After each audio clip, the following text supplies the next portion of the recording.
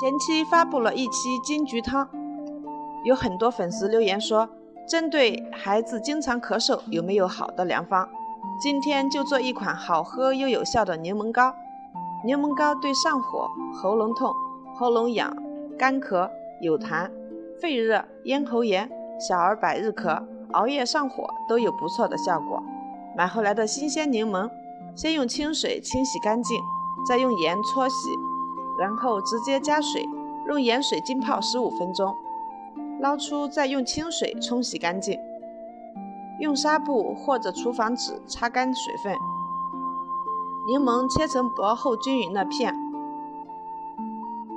用工具或者牙签挑出柠檬片里的柠檬籽，柠檬籽必须要挑出来，不然熬出来的柠檬膏会有苦味。把柠檬片铺在砂锅里，砂锅我也是提前擦干净的，没有水分，撒上一层冰糖，再铺上一层柠檬片，再撒上一层冰糖，直到全部铺完为止。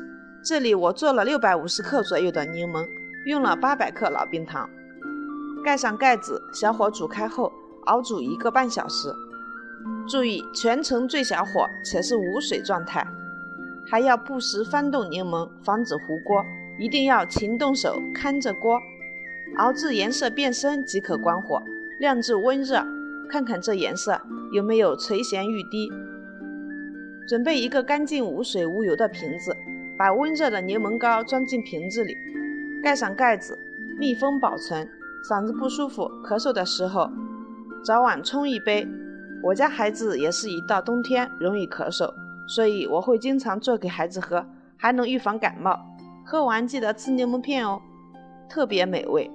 柠檬皮是用盐去过辣的，可以放心使用。我先冲一杯给孩子喝了，需要的话你也试试吧。